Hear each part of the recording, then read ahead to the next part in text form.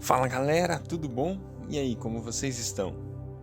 Bom, muito bom. Hoje é um dia muito legal. É o 35º dia da nossa leitura bíblica e é o dia que nós estamos então concluindo a nossa quinta semana. Muito bom, muito legal que você está com a gente, muito legal estar fazendo isso com você. Então hoje é o 7º dia da nossa quinta semana e nós vamos ler Êxodo 19, Êxodo 20 e também Marcos capítulo 7. Deus, obrigado por esse dia, obrigado pelo teu amor, graça, bondade, fidelidade. Deus, que o Senhor possa nos surpreender no dia de hoje, Pai. Obrigado por essa conclusão de mais uma semana, mais um tempo, mais uma conquista, Deus, mais um milestone que a gente conquista aí, de mais uma semana realizada de leitura da Tua Palavra, Senhor. Muito obrigado, nós queremos Te honrar, queremos dizer que estamos abertos para ouvir mais da Sua Palavra, mais da Sua voz. Queremos a Sua voz no nosso coração, Pai. Em nome de Jesus, Senhor, muito obrigado por esse dia e por esse tempo de leitura da Sua Palavra. Fala conosco em nome de Jesus. Amém. Glória a Deus, com vocês, Êxodo 19. Êxodo 19. No terceiro mês da saída dos israelitas da terra do Egito, no primeiro dia desse mês, chegaram ao deserto do Sinai. Levantaram campamento de Refidim, foram para o Sinai e acamparam diante do monte. Moisés subiu ao monte para falar com Deus. E o Senhor o chamou e disse: Anuncie o seguinte aos descendentes de Jacó, os filhos de Israel. Vocês viram o que eu fiz aos egípcios e como trouxe vocês a mim, como se estivessem levando vocês sobre asas de águias.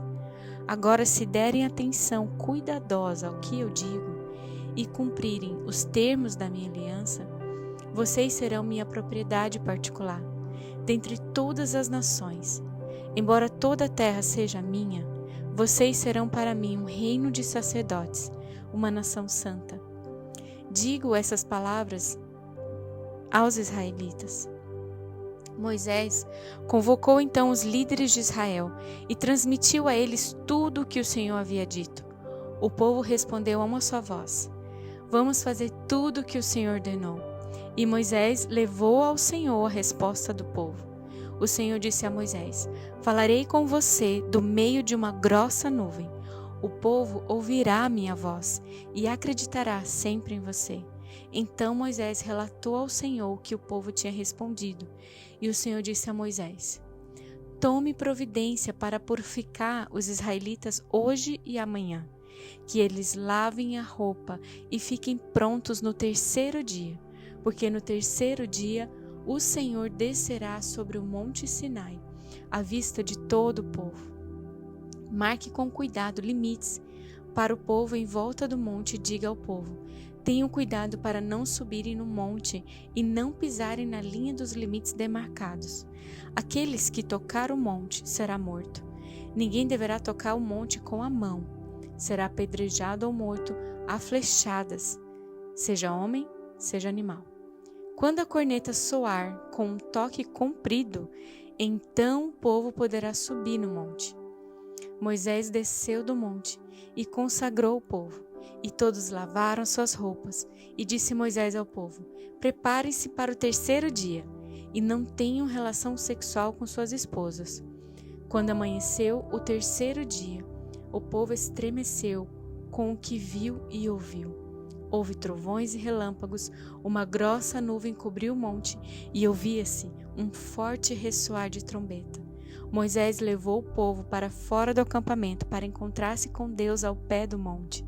Saía fumaça do monte Sinai, porque o Senhor tinha descido sobre ele no meio de labaredas de fogo.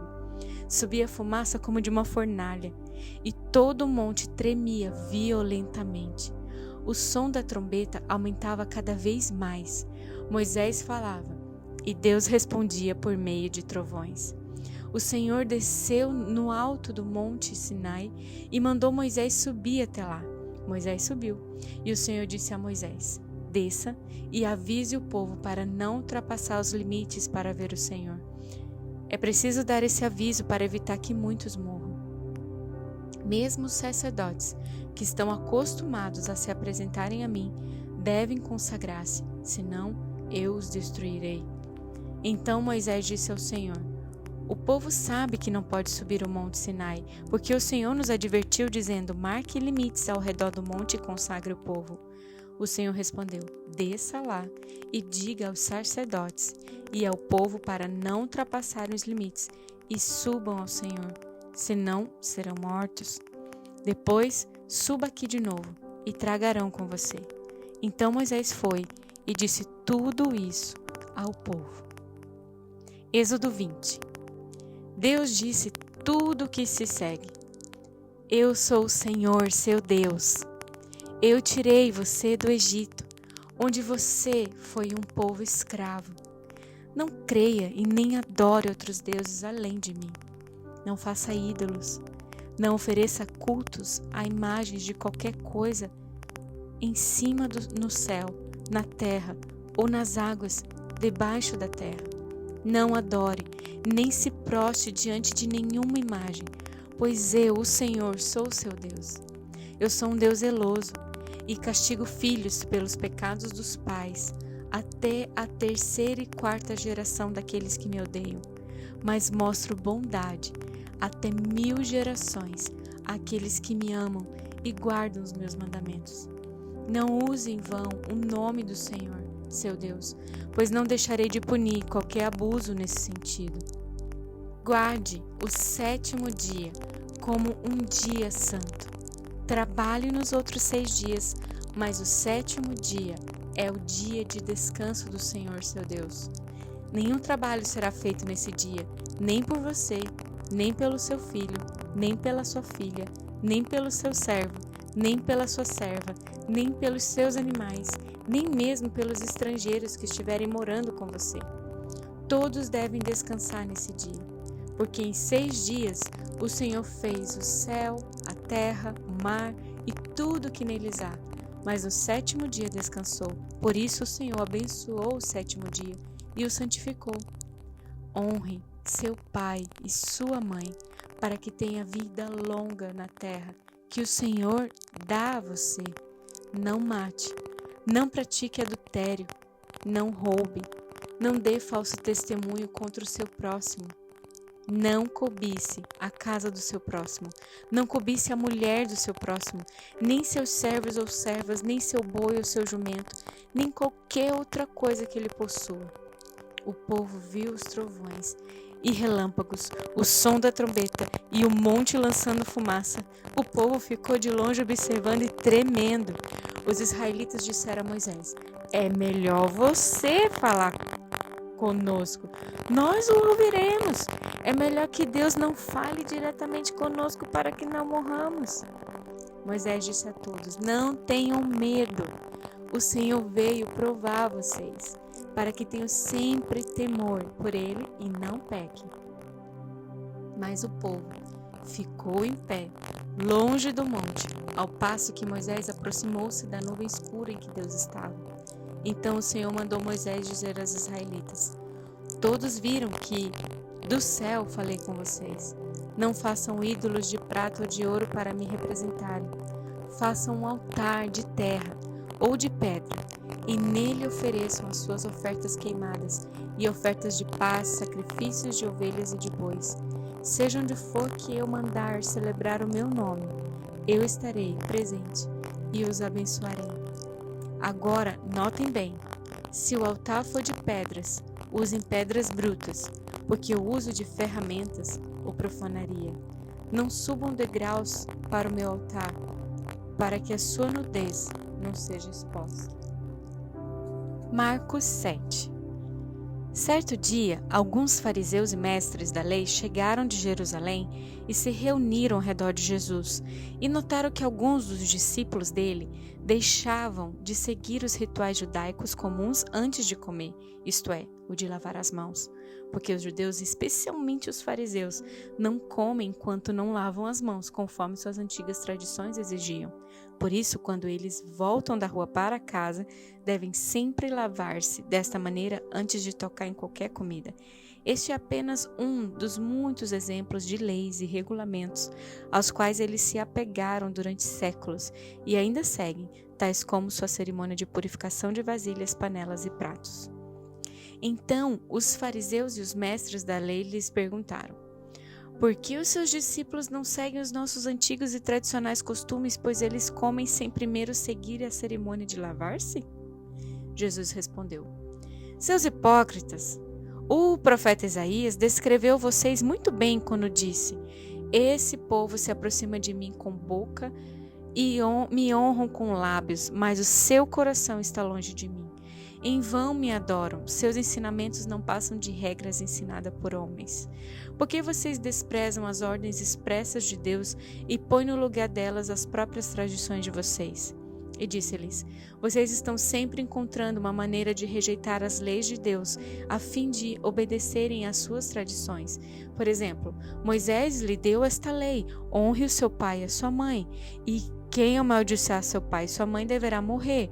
Mas vocês afirmam que está perfeitamente certo que um homem despreze seus pais necessitados, dizendo-lhes: eu não posso ajudar você, porque o que eu podia dar é uma oferta a Deus. Assim vocês o desobrigam de qualquer dever com seu pai ou com sua mãe e quebram a lei de Deus para proteger a sua tradição que vocês mesmos transmitiriam. E vocês fazem muitas outras coisas semelhantes a essa. Então Jesus chamou a multidão novamente para que viessem ouvir. Ouçam vocês todos, disse ele, e procurem entender. Nada que venha de fora da pessoa e entre nela pode torná-la impura, mas o que sai de dentro da pessoa, isso a torna impura. Se alguém tem ouvidos para ouvir, que ouça.